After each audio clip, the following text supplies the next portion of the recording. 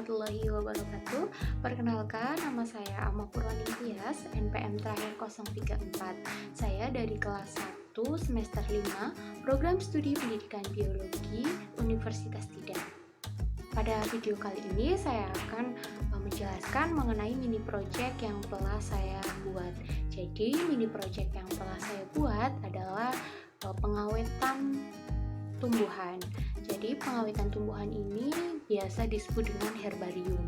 Nah, herbarium ini ada dua macam, yaitu herbarium basah dan herbarium kering.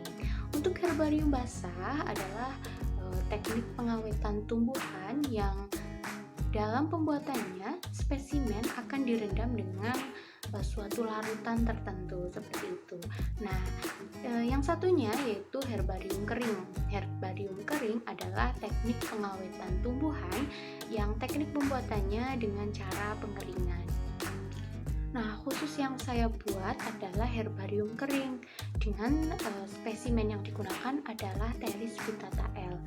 Jadi, Pteris vittata L ini mungkin teman-teman sudah mengetahuinya bahwa Pteris vittata adalah termasuk dalam tumbuhan paku-pakuan. Jadi, secara klasifikasi Pteris vittata termasuk dalam famili Pteridaceae. Genusnya itu Pteris dan spesiesnya Pteris vittata L, seperti itu. Nah, untuk spesimen ini saya temukan atau saya ambil itu pada tanggal 24 September 2021 dan selanjutnya saya identifikasi pada tanggal 3 Oktober 2021. Nah, saya menemukan spesimen ini itu di daerah tebing berbatu dan di situ tempatnya sedikit lembab. Nah, untuk tempat tepatnya itu ada di Kecamatan Karangkobar, Kabupaten Banjarnegara, di mana daerah tersebut berada di ketinggian 1015 meter di atas permukaan laut. Pteris vittata tersebut saya temukan menempel di bebatuan tebing. Masyarakat sekitar menyebutnya dengan tumbuhan paku rem Cina atau beberapa orang juga menyebutnya dengan tumbuhan paku tanah. Menurut artikel yang saya baca, yaitu artikel yang ditulis oleh Mugi Mumpuni pada tahun 2016 yang termuat dalam Jurnal Biologi Lingkungan, Industri dan Kesehatan. Beliau menuliskan bahwa Pteris vittata ini dapat hidup di habitat yang ber-pH basah, seperti area yang terkontaminasi arsenik. Jadi dalam hal ini dengan adanya Pteris vittata tersebut berperan sebagai fitoremediator yang baik untuk membersihkan air tanah yang terkontaminasi dengan arsenik, yaitu dengan cara menyerap arsenik di dalam tanah lalu dipindahkan ke dalam tubuhnya dalam konsentrasi yang lebih besar dari arsenik di dalam tanah. Nah, nantinya dalam waktu 20 minggu air tanah sudah bebas dari arsenik. Selanjutnya, persebaran Pteris vittata ini. Nah, Pteris vittata ini tersebar luas mulai dari ekosistem beriklim tropis dan beriklim subtropis. Nah, daerah yang cocok untuk pertumbuhan Pteris vittata adalah daerah yang memiliki ketinggian 0 sampai 2000 mdpl. Jenis ini termasuk tumbuhan paku epilitik yang memiliki daya tahan yang tinggi terhadap pengaruh lingkungan. Nah, Pteris vittata ini menyukai cahaya dan lingkungan alkali. Pteris vittata biasa tumbuh di sepanjang pinggiran jalan, lalu di hampir seluruh substrat berkapur seperti batu tua, lalu trotoar, dan celah bangunan. Selanjutnya, Pteris vittata juga dapat tumbuh di ekosistem savana dan juga ekosistem hutan tropis campuran dan pegunungan yang ketinggiannya mencapai 1800 mdpl.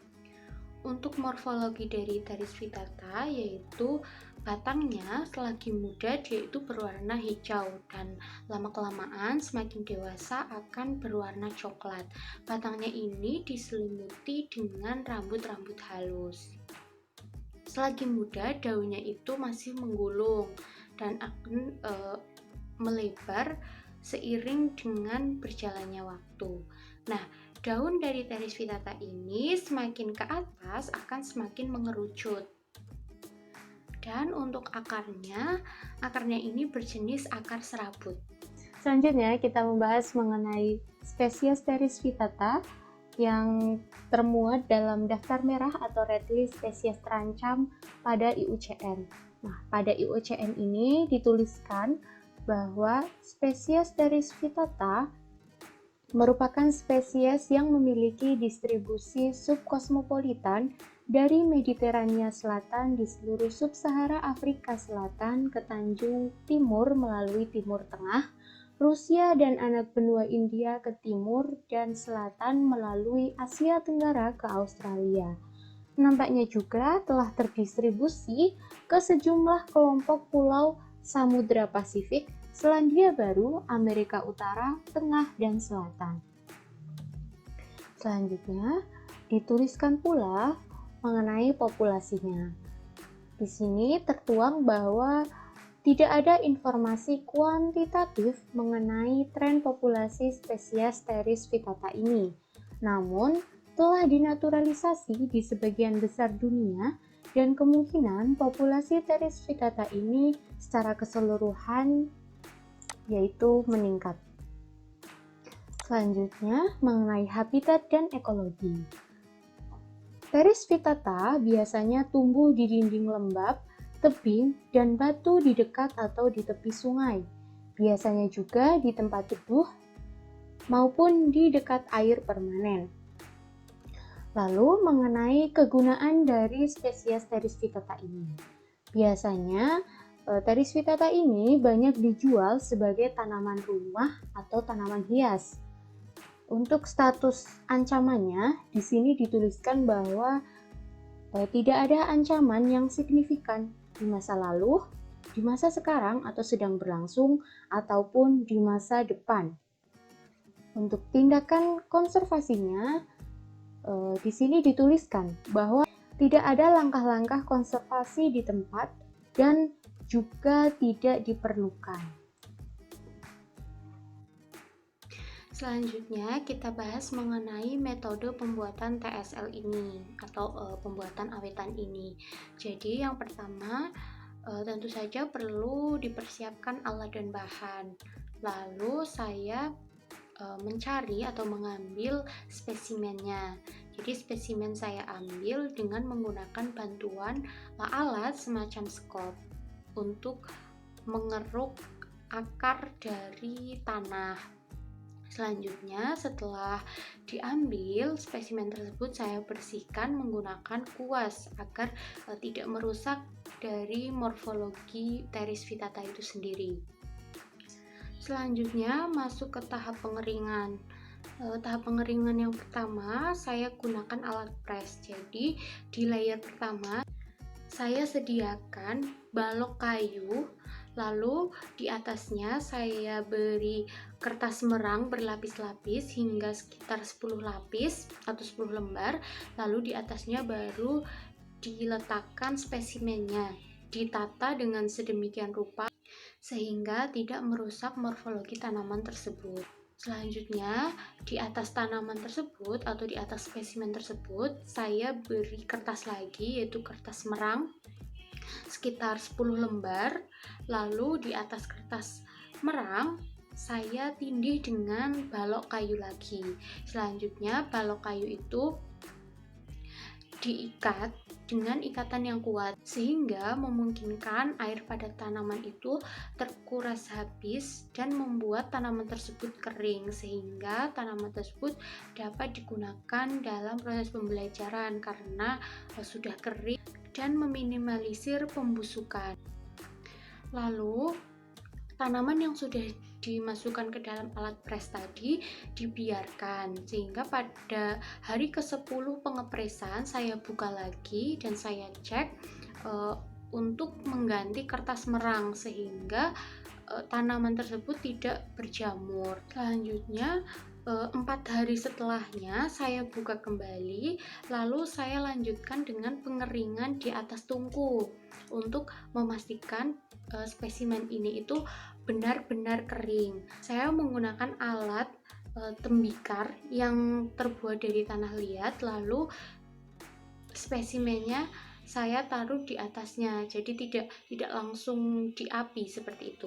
Nah, dalam pengeringan dengan tungku ini harus benar-benar diperhatikan, karena ketika tanaman itu sudah panas, daunnya itu akan cepat menggulung. Jadi waktu itu saya cepat-cepat setelah saya rasa kering, lalu saya tempelkan langsung ke kertas herbarium, atau waktu itu saya menggunakan kertas manila yang saya sesuaikan ukurannya dengan spesimen yang saya gunakan. Untuk penempelannya saya memerlukan alat bantu berupa selotip. Selotip digunakan ini selotip kertas, jadi tidak merusak morfologi tanaman. Lalu dibantu juga dengan lem kertas, jadi tanaman itu menempel pada kertas dan memungkinkan tanaman tidak lepas dari kertas, sehingga dapat digunakan untuk media pembelajaran.